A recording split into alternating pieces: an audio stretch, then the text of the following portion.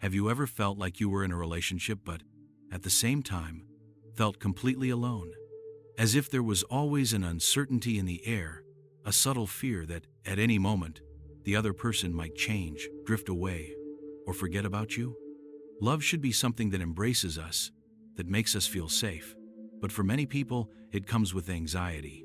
Messages that take too long to arrive, gestures that are affectionate one day and distant the next. That uncomfortable feeling of constantly wondering, does this person really love me? Or am I just here because I'm convenient for them right now? And you know what's even more cruel? We often get used to it. We get used to love that hurts, that makes us feel small, that makes us doubt our own worth. And worse, we start confusing instability with intensity. We think that butterflies in the stomach mean passion when, in reality, it's just fear in disguise. But real love doesn't make you walk on eggshells. It doesn't turn your relationship into a guessing game. It doesn't keep you in a constant state of alert, waiting to see if today the other person will treat you well or be distant for no reason. Real love is something else entirely. And that's what we're going to talk about today. First of all, thank you for being here with me. My name is Simon, and I've prepared a special video for you today. So, sit back, relax, and enjoy the content. The truth is, not everything we call love is actually love. Many times, what we feel or what we are made to feel is nothing more than attachment, need, loneliness, or even fear of being alone. But how do we tell the difference? How do we know if what we're experiencing is true love or just an illusion that will eventually hurt us? The answer lies in how this love makes you feel. True love doesn't put you in a constant state of vigilance. It doesn't make you measure your words, walk on eggshells, or fear that one wrong step will make the other person leave. Unfortunately, though, many people mistake love for relentless effort. They believe that if they still have to fight for the other person, then the relationship must be worth it. They think that if they feel anxious and uncertain, it must mean they truly care. But this mindset only traps them. Of course, every relationship requires commitment and effort, but there is a difference between nurturing something healthy and exhausting yourself trying to make something work. In genuine love, you feel accepted as you are. You feel like there's space for you to exist fully. In conditional love, you always have to prove yourself. Your worth is tied to what you do, never to who you simply are. And you know what's even more cruel? This kind of unstable relationship affects you on a biological level. Your brain enters a constant state of alert, releasing cortisol, the stress hormone. You feel anguish, doubt, fear of losing the other person. But then, in those moments when they show affection, your body releases dopamine, and that immediate relief becomes addictive. This cycle of tension and reward traps you in an emotional illusion. You feel like you need that person, that this love is intense, irreplaceable. But what you're actually experiencing isn't love, it's emotional dependency. When we are with someone who truly loves us, our body reacts differently. The brain releases oxytocin, the hormone of bonding and security. You feel at peace. And this is one of the biggest differences between genuine love and its imitations. The first brings balance, while the second keeps you on the edge between euphoria and pain. This leads us to a crucial point. True love does not ask you to change your essence. It does not require you to shrink parts of yourself to fit someone else's ideal. Unfortunately, however, many relationships begin as a space of freedom but gradually turn into a minefield where you feel like you need to be someone else to continue being loved. This happens subtly. At first, it may seem like an innocent comment. You should dress differently. Why don't you talk more? I think you should be more like that person. Small adjustments that, at first glance, sound like caring suggestions, but over time, start shaping you until, without realizing it, you no longer know who you were before that relationship. The problem isn't change. We all evolve and grow in a healthy relationship. The problem is when change doesn't come from within, but from the need to adapt in order to be accepted. When you feel like you have to hide your vulnerabilities because you're afraid of looking weak. When you have to swallow your opinions to avoid conflict. When you start wondering if, just as you are no longer enough. This happens because many people enter relationships not to love the other person as they are, but to seek in them what they feel is missing in themselves. Jung spoke a lot about projection, the tendency we have to see in others what we cannot face within ourselves. This means that, many times, the dissatisfaction someone expresses about you says more about their own insecurities than about any real flaw you have. A love that demands you become someone else is not love, it is control. And control never comes without a cost. Over time, you begin to lose yourself. Your own desires become secondary. Your needs start to be measured by what the other person expects from you. And in the end, no matter how much effort you put in, it's never enough. But in true love, changes happen without you having to erase yourself. They come from a place of mutual growth, not demand. There is space for difficult conversations, for necessary adjustments, but not for impositions. In real love, you feel like you can exist fully. You're not afraid of being seen, of being yourself, of showing your flaws without fear of being abandoned because of them. And this is why true love does not just accept you as you are, it strengthens your identity.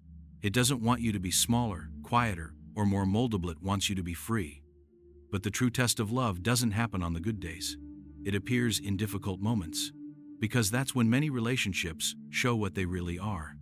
Loving someone on the good days is easy. It's easy when everything is light, when life moves forward without major challenges, when the other person's presence brings more joy than burden. But the true nature of love is revealed when things start to fall apart, when difficulties arise, when the other person is not at their best. And here lies one of the biggest misconceptions about love. Many people believe it is an unshakable refuge, something that never faces hardships. But the truth is that every relationship, no matter how strong, will be tested. There will be moments of exhaustion, pain, and doubt. The big question is, when that happens, will the other person still be by your side? Or will they disappear at the first storm? If there is one thing that separates genuine love from a fleeting illusion, it is how it manifests in adversity. True love is not the one that disappears when you need support. It is not the one that pulls away when you face problems. It does not see your struggles as a burden to be avoided, but as part of what it means to truly stand by your side. And this is where many people get it wrong. Some believe that if the other person left during a difficult moment, it's because they couldn't handle the pressure or weren't ready for a serious relationship. But in reality, true love doesn't need excuses to stay. It stays because it wants to, because it chooses to, because it understands that loving someone also means walking beside them through the tough times. Carl Jung said that relationships are mirrors. They reflect not only the good parts of us, but also our shadows, our pain, and our deepest fears. And this is why when we face crises, many people run away. Not because they don't love us, but because they refuse to face their own wounds. And, without realizing it, they keep moving forward, searching for a love that only exists in easy moments. But real love does not dissolve at the first crack. It does not leave just because you are not at your best. It understands that loving is not just about enjoying the best version of someone, but also holding their hand when they feel lost. On the other hand, one thing must be clear. True love is not a contract for suffering. Standing by someone's side in difficult times does not mean accepting anything. It does not mean carrying a relationship alone. It does not mean repeatedly getting hurt in the name of a promise that things will get better one day. The key difference between love that is worth it and love that destroys is reciprocity. The mutual desire to face challenges together, not the one-sided effort of someone who gives without receiving anything in return. Because real love is not about weight, but about partnership. And this brings us to a crucial question. If true love is stable and secure, why do some people only feel attracted to intense and complicated relationships? Many people say they want a peaceful love, someone who stays without games, without drama, without that emotional roller coaster. But when they finally find this kind of love, they feel like something is wrong. They become restless, bored, thinking that passion is missing. And without realizing it, they end up returning to unstable relationships, filled with highs and lows. This happens for a very simple reason. Your brain doesn't seek what's best for you. It seeks what's familiar. Our emotional system is not designed to prioritize what is healthy, but what is predictable. If, throughout your life, You learn to associate love with instability, whether because you grew up in an environment where affection came and went unpredictably, or because your first relationships were marked by uncertainty. Then, that is what your brain perceives as normal. There is a concept in neuroscience called the dopaminergic reinforcement circuit, which explains why toxic relationships can be so addictive. When someone treats you well today but ignores you tomorrow, your brain goes into alert mode. You feel anxious, uncertain, trying to find ways to regain their attention. At that moment, your cortisol levels, stress hormones spike, but when that person shows affection again, you feel immediate relief, and your brain releases dopamine, the neurotransmitter of pleasure. This cycle of stress and reward makes unstable relationships addictive. You're not in love with the person, but with the chemical rush that this emotional game creates in your body. That's why peaceful relationships can feel boring to someone used to this dynamic. Without anxiety spikes, without that sense of conquest, your brain feels like something is missing, but what's missing isn't love. It's the drama you were conditioned to expect. Carl Jung once said, "Until you make the unconscious conscious, it will direct your life, and you will call it fate." In other words, unless you recognize this pattern, you may spend your entire life repeating the same cycle, getting involved with people who hurt you and pushing away those who could genuinely love you.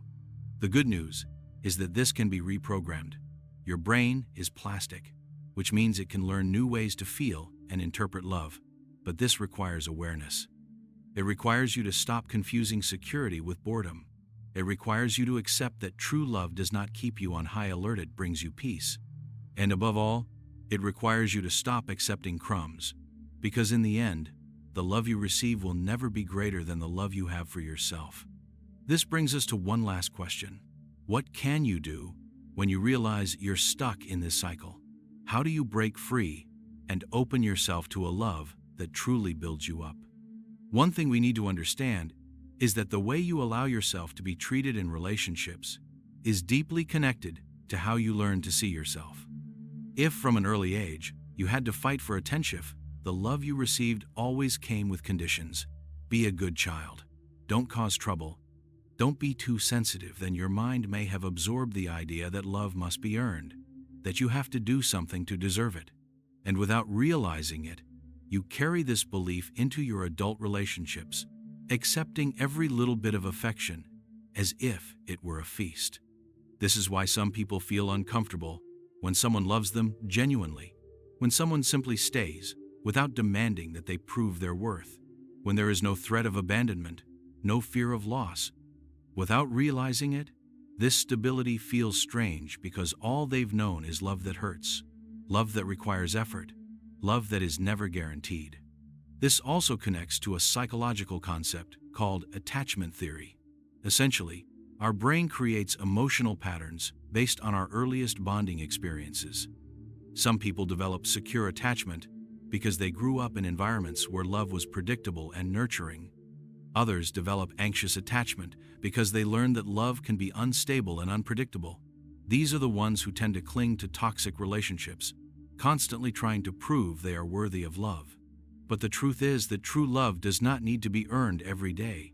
It does not make you feel like you have to constantly struggle to be enough. It simply exists. It is a safe space where you can be yourself without fear that the other person will leave at the first difficulty. And this is precisely why, if you want to experience a love like this, the first step is not to find someone different, to become someone who refuses to accept anything less.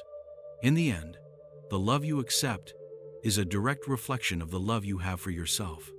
And if you've made it this far, maybe it's time to ask yourself, do I really want true love, or am I just repeating what feels familiar?